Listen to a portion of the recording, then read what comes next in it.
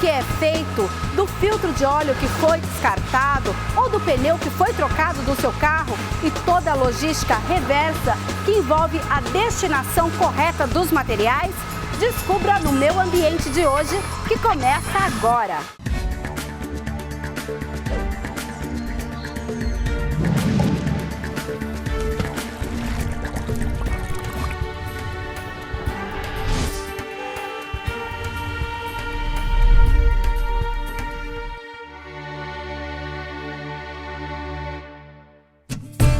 A Lei nº 12.305 de 2010 instituiu a Política Nacional de Resíduos Sólidos. Ela prevê a prevenção e a redução na geração de resíduos, tendo como proposta a prática de hábitos de consumo sustentável e um conjunto de instrumentos para propiciar o aumento da reciclagem e da reutilização dos resíduos sólidos, aquilo que tem valor econômico e pode ser reciclado ou reaproveitado, e a destinação ambientalmente adequada dos rejeitos, aquilo que não pode ser reciclado ou reutilizado.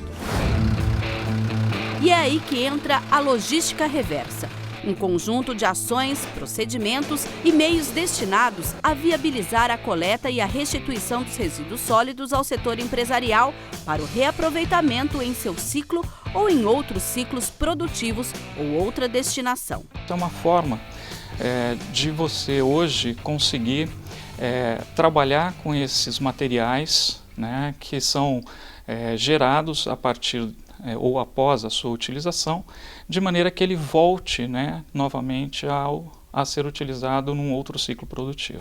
Mas quem é responsável pela logística reversa? As empresas? O governo? O comerciante? O consumidor? Primeiro do próprio poder público, que pode, a partir de decretos, a partir de normalização, pode estabelecer diretrizes e exigir que se cumpra, né, dentro de alguma cadeia, esse processo. Existem também os acordos, que são os acordos setoriais, onde toda a sociedade contribui. Então, é uma forma de participação, onde todos que têm algum interesse dentro daquela cadeia, então fornecedores de matéria-prima, as indústrias de transformação, quem comercializa esses produtos e os próprios consumidores, verificando então através de um processo de reuniões e de discussões setoriais, né, qual vai ser o melhor caminho para que você possa, lá da ponta onde o material está sendo descartado, fazer a sua reutilização dentro do próprio processo produtivo daquele grupo, né? Ou você trabalhar numa dinâmica de oferecer esse produto, esse resíduo, para uma outra cadeia. E a Política Nacional de Resíduos Sólidos já promoveu mudanças? Antes da Política Nacional, nós já tínhamos algumas diretrizes, alguns decretos, que estabeleceram também acordos que foram muito importantes. E a gente já colocou em prática, já tem como exemplo, né, são as embalagens de agrotóxicos, por exemplo, ou as embalagens de óleos lubrificantes, né. Com o advento da política, nós tivemos os acordos setoriais, onde aí sim as embalagens né, dos produtos de óleos lubrificantes, as embalagens em geral, medicamentos, então produtos eletrônicos. Então, outros setores também tomando consciência da importância, né, da relevância desse assunto e querendo entender melhor como é que foi o exemplo desses outros setores que, né, anteveram, né, vieram antes da PNRS e assim conhecer quais foram as dificuldades, os desafios e como é que foi possível fazer isso mesmo antes de ter uma diretriz, mesmo antes de ter uma lei. Além da PNRS, o Estado de São Paulo conta com a resolução da Secretaria de Meio Ambiente número 11 de 2012, que trata do Programa de Responsabilidade Pós-Consumo do setor de telefonia móvel celular. No caso do celular, a gente tem dois elementos importantes. O primeiro é a bateria. Então a gente vai ver que baterias, como as pilhas comuns, as baterias que a gente tem nos celulares, nós já temos vários pontos, inclusive em supermercados, em locais que a gente tem muita frequência e que é possível fazer esse descarte. Os equipamentos eletrônicos, eles possuem ali uma riqueza muito grande de materiais que podem ser reciclados, são resíduos, né, para a indústria, são resíduos importantes, muitas vezes caros, que têm que ser adquiridos para a fabricação, e que nós já temos algumas empresas que estão trabalhando com a reciclagem desses produtos e dessa maneira poder fazer o retorno desses resíduos para esse setor. Sim, no caso das lâmpadas também?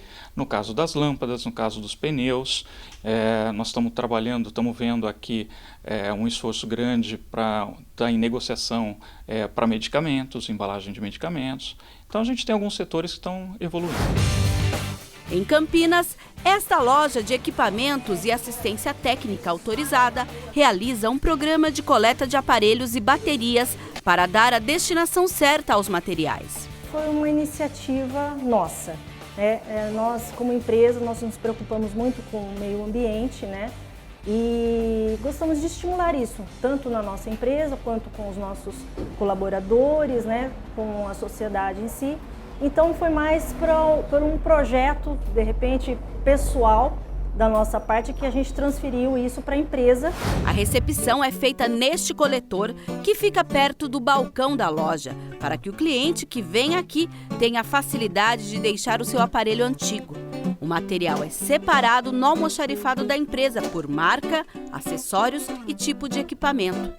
Aqui, o assunto é tão sério que até no Dia da Árvore, em setembro, foi realizada uma campanha que a cada aparelho deixado, o cliente ganhava uma muda de árvore frutífera. As atendentes são treinadas para estar falando a respeito dessa questão de reciclagem e, assim, aos poucos, vai se tornando um pouco mais claro isso, porque as pessoas não têm ideia do quanto isso é importante. Muitas pessoas ainda têm aquela mentalidade de que vai deixar o celular que não usa mais, a bateria que não usa mais dentro da gaveta em casa, e não é bom isso, porque você acaba, né, acondicionando coisas que são contaminantes na sua residência, e isso impede que seja feito essa reciclagem, trazendo para o lugar adequado.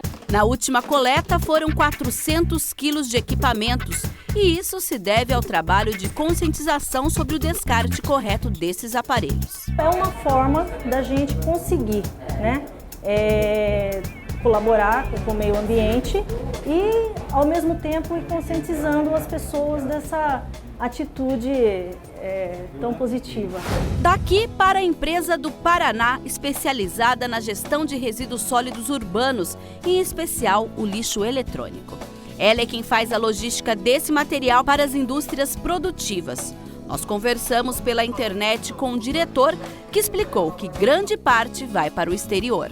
No Brasil ainda não existe usinas de grande porte que tratem o metal pesado, tá? Portanto, esse material vem para a nossa unidade situada em Curitiba e é feita uma triagem desse material, uma classificação, né? E posteriormente esse material ele é exportado para a Ásia, para a Europa, para os Estados Unidos, onde ali a gente faz o tratamento químico desse material. E aí é extraído todos os metais pesados que contém na placa. A gente faz a manufatura reversa desses produtos, né? Onde é separado cada tipo de matéria-prima. O tratamento é dado de acordo com o equipamento eletrônico que chega à empresa. O televisor tem um tratamento, o celular tem outro tratamento. Então, cada produto específico ele tem um tratamento diferenciado conforme a matéria-prima de constituição dele. São 250 mil toneladas de equipamentos processados por ano e a sustentabilidade está presente em todo o transporte, segregação e destinação final dos resíduos sólidos. Os ganhos ambientais são enormes, né? Não só para essa geração, mas para a geração seguinte também, porque hoje nós trabalhamos mais ou menos com 250 toneladas mês de resíduo eletrônico, né? Então, a cada mês é tirado da natureza, é tirado das empresas, é tirado do público, esse volume, né, de resíduo que provavelmente estaria indo para o meio ambiente, prejudicando o meio ambiente, né? No próximo bloco, saiba como fazer o descarte correto dos medicamentos vencidos ou que você não usa mais.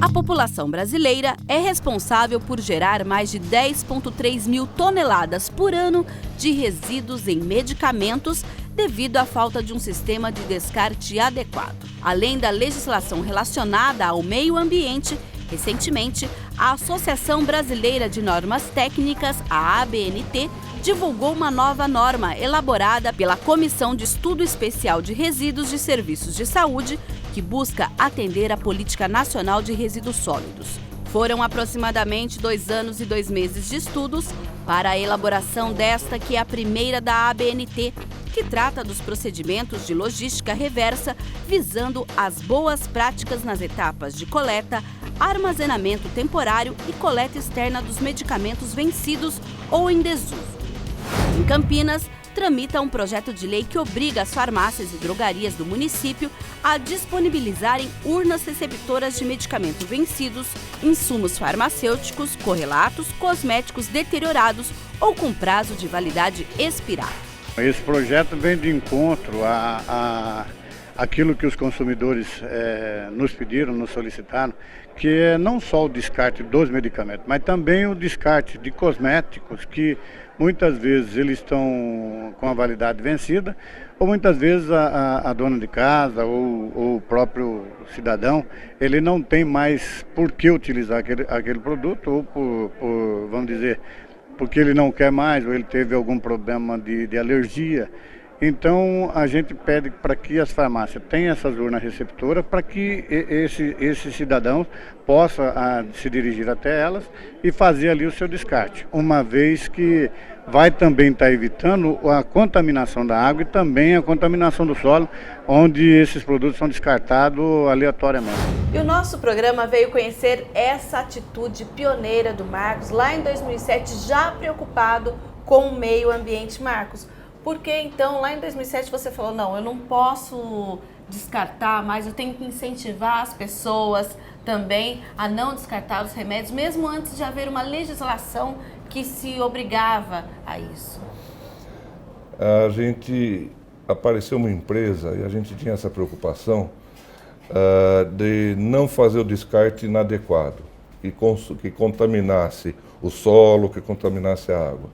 Então apareceu uma empresa que nos possibilitou, nós a contratamos e possibilitou que a gente fizesse esse descarte adequado, de maneira que a gente não tivesse que jogar os nossos resíduos que nós usamos aqui nas nossas análises de qualidade e principalmente a gente pode oferecer para o público a possibilidade de fazer um descarte adequado daquele medicamento que está na casa dele, que está na sua casa, vencido.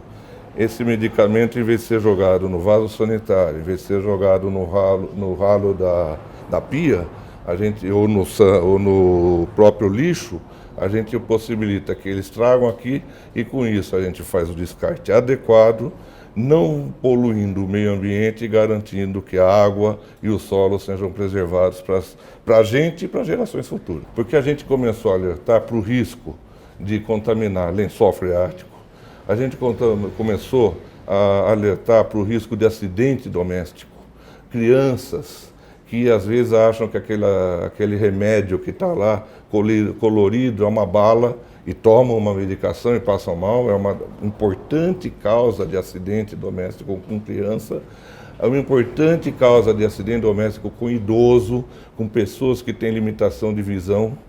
Então, com isso, a gente ofereceu a possibilidade de falar para que você vai ter um depósito dentro de casa? Por que você vai guardar dentro de casa um remédio e que depois vence? É um risco. Aí, nós também alertamos para a segunda, como descartar adequadamente. No vaso sanitário, vai para os mananciais de água e contaminação de lençol freático, de rios e reservatórios. E simplesmente fazer a separação desse lixo para que o catador... Isso não. Jogar no lixo também é outra causa. Aí quem é que vai ver aquela balinha, né? Que não é balinha, que é um remédio. É uma criança, um catador de lixo, alguém que está manipulando os depósitos de lixo. É muito cômodo jogar no ralo sanitário, é muito cômodo jogar no lixo. O certo mesmo é a gente assumir essa responsabilidade. Para nós, como pessoa jurídica, como empresa, é muito viável arrecadar e cuidar disso. É uma responsabilidade que a gente não pode abrir mão dela. A conscientização do consumidor é vista como aliada nesse processo. No começo era muito mais que as pessoas traziam, hoje elas já trazem um pouquinho menos, entendeu? Por quê? Não porque já tem a consciência e não deixam acumular. Saindo da farmácia para a empresa especializada em gerenciamento de resíduos na área química. Ela faz a coleta e a destinação do material descartado em farmácias, clínicas, laboratórios e outros estabelecimentos que trabalham com produtos químicos. Quem explica como esse processo se dá é a Maria Luísa. Esse resíduo gerado, que é considerado resíduo químico, vem para a Ambicamp, onde há um armazenamento temporário. E o cliente ele já condiciona o resíduo exatamente nas embalagens adequadas. Então, quando há a nossa coleta, nós temos a frota própria, e quando a coleta ocorre, essas embalagens elas já são trazidas para cá, onde há uma conferência de peso e o armazenamento temporário, que depois irá para a destinação final, separado por família química. Então, por exemplo, uma cápsula, se ela está dentro de um potinho PET, vem com o potinho e tudo, muitas vezes fora da caixa primária ou não, às vezes sim. E é colocado ali. E aquela embalagem vai enchendo e nós temos a periodicidade de coleta. Nem a farmácia de manipulação, nem a Ambicamp toca no medicamento que está dentro da embalagem acondicionada. A legislação não permite. Então é feito um lacre, né, dentro da embalagem e essa embalagem vai para a destinação final desta forma. Quando é gerado, por exemplo, medicamentos fora do prazo de validade, no estado líquido, ele já tem uma embalagem para isso. Medicamentos fora da validade no estado sólido, ele também já tem uma embalagem para isso. Então, quando a gente traz, é só separar a embalagem aqui nas bacias de contenção. A especialista garante que, sem o descarte correto dos medicamentos, os prejuízos ambientais seriam enormes. Tem muitos estabelecimentos que não atendem a legislação por completo, fazem algo parcial, e isso é muito ruim. Por quê? Porque se toda geração de resíduos que for feita de forma inadequada, só compromete o meio ambiente. Se as atividades comerciais, fabris, não se comprometerem em atender a legislação, não porque a lei obriga, mas por conscientização mesmo, vai ficar cada dia pior. E os recursos naturais são os mais prejudicados. No próximo bloco, conheça a máquina que utiliza processo inovador para a reciclagem de filtros de óleo. E mais, para onde vão os pneus que você troca na Auto Center?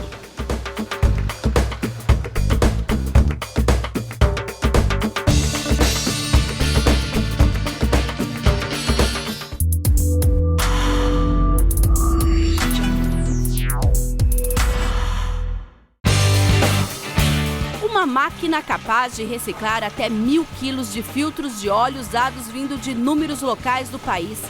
De acordo com a Abrafiltros, a Associação Brasileira de Empresas de Filtros e seus sistemas automotivos industriais, a meta até 2019 é reciclar 22% dos filtros comercializados no estado de São Paulo, o que deverá resultar em mais de 7,7 milhões de filtros de óleo lubrificante automotivo reciclados no período. E quem vai falar sobre esse processo inovador de reciclagem de filtro de óleo é o Marcelo. Ele trouxe para cá esse processo de transformação do material. Marcelo, fala pra gente, primeiramente a gente percebe aqui, vamos falar daqui a pouco sobre os outros produtos, mas por que esse processo com filtro de óleo? Porque é uma necessidade de mercado, é um trabalho diferenciado, inovador aqui no Brasil e garante total destinação correta, ambientalmente correta dos resíduos. transformando isso em materiais reciclados. A inovação é no processo, é garantir toda essa sustentabilidade dos aspectos da transformação de um resíduo classe 1 perigoso em processo que possa ser reciclado. O objetivo é separar o óleo, o papel e o aço e reduzir o impacto ambiental desses materiais. Eles são armazenados em lotes identificados para contar a origem de onde veio, aí são armazenados e esse lote vai para a produção, onde foi feita a alimentação, a trituração do material, a separação do líquido do sólido, e esse sólido depois uma segunda separação que separa o que é metálico do não metálico, né? Que é o papel, acaba sobrando de todo o resíduo somente o papel contaminado com óleo que vai para o coprocessamento. Porque o óleo vai para a reciclagem, o aço vai para a reciclagem, e esses dois, principalmente o aço, é o que representa o maior peso em um resíduo que era todo ele contaminado, não passa a ser só no papel, que é o mais leve. Então diminui em peso o impacto ambiental que pode gerar para o meio ambiente um filtro de óleo mal destinado. No caso do aço, é a siderúrgica que utiliza. No caso do óleo, são empresas que fazem o re-refino de óleo, que volta como óleo para a matéria-prima para as fábricas de óleo, né? As marcas conhecidas. E a parte do papel, ela vai para uma blendagem e usada no coprocessamento nas fábricas de cimento. É um combustível alternativo. E aquele pneu que você troca na Auto Center? Você sabe para onde ele vai? A equipe do Meio Ambiente fez esse caminho. Imagine todos esses pneus em lixões, aterros ou mesmo incinerados de forma incorreta, prejudicando o meio ambiente. Aqui nessa empresa, eles têm a destinação correta. O processo começa no momento da troca. Esta autorizada, que trabalha com a responsabilidade ambiental, faz a separação do material que toda semana é recolhido pela empresa de gerenciamento dos resíduos. Nós fazemos isso já há muitos anos, nós temos essa preocupação e também em orientar o consumidor também, porque muitas das vezes as pessoas tentam reaproveitar um produto que ele pode, na verdade, não estar sendo útil para o dia a dia e para a natureza. Com uma etiqueta de rastreamento, quando chegam aqui, eles são separados. Como foi feito todo o processo até chegar no que é hoje? Sempre desenvolvendo com parceiros, né? O processo de trituração de pneus hoje não é feito dentro da empresa, mas é feito com empresas parceiras que atendem também os fabricantes de pneus. Então é todo dentro das normas e legislações que atende a esse volume, né? Hoje nós temos um sistema implantado com o nosso parceiro que o consumidor, ao deixar esse pneu no autocentro, no momento que ele foi substituído, ele ganha uma declaração desse autocentro que ele vai ser dada a destinação. E esse pneu ele é etiquetado, ele é rastreado, que é uma etiqueta que não sai. Quando o pneu chega aqui, que a gente lê no nosso sistema, isso em uma forma via web, o consumidor recebe que o pneu já chegou aqui dele, que dia que foi coletado, qual o número da nota, todo o processo, garantindo toda a rastreabilidade. E o consumidor? Será que ele tem a consciência de todo esse processo? Eu não sabia que aqui tem esse tipo de trabalho. E fiquei surpreso porque faz diferença, né? Você dar um destino correto para os pneus que a gente joga na natureza, né? Então, o ideal é que a gente possa reaproveitar para evitar prejuízo para a natureza, né? Então, eu fiquei muito surpreso e feliz porque realmente a gente tem que preservar. É a melhor solução para o nosso meio ambiente, principalmente com foco no que a gente chama de ciclo de vida do produto. Então, começo, meio e fim, para não prejudicar o nosso tão prejudicado meio ambiente. O consumidor vem mudando, isso é muito bom. É o consumidor que manda no jogo. Ele querendo isso, ele acaba obrigando a cadeia a se formar claramente, né? Transformar pneus em novos materiais. Aqui, as raspas da borracha viram pisos ecológicos. A gente tem um processo de separação, né? Um processo de peneiramento dessa borracha. Tem um sistema magnético que faz a captura do metal, né?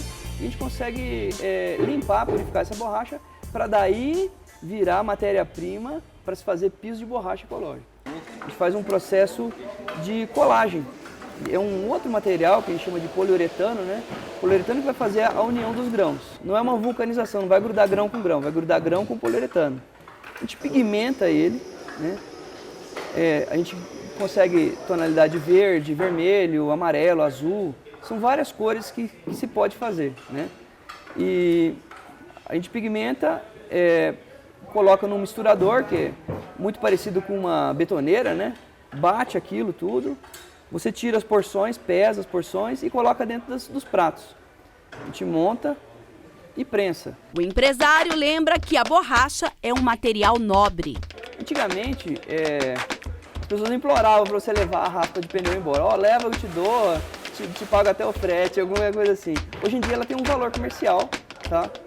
Por quê? Porque está sendo disputado entre as empresas de piso e algumas empresas que fabricam asfalto ecológico, que é um material muito legal, é muito mais resistente do que o asfalto comum, tá?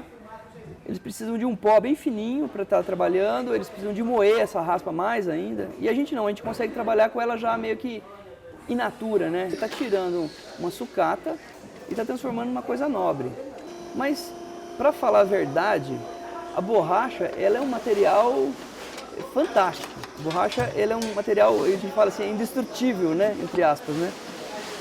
Por quê? Um material que, se você jogar um pneu na natureza e esperar ele se degradar, ele vai levar de 450 a 500 anos para sumir da natureza, entendeu?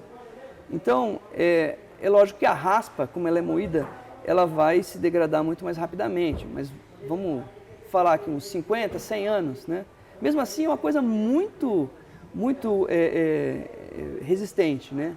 Então, a longevidade do piso que a gente faz é muito grande.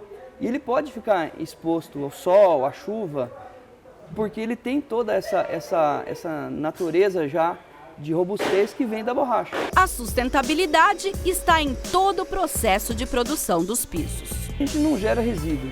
O que a gente gera, eu vou dizer, se sai alguma placa com defeito, uma pintura ruim ou algum defeito, a gente tem um processo de descarte disso.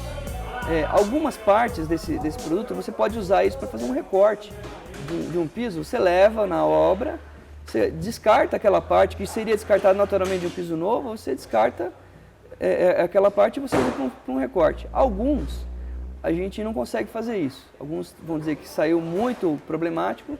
A gente leva isso para um parceiro nosso que faz a moagem. Ele moe esse piso de novo e devolve para nós e a gente volta. Começa tudo de novo. Começa tudo de novo.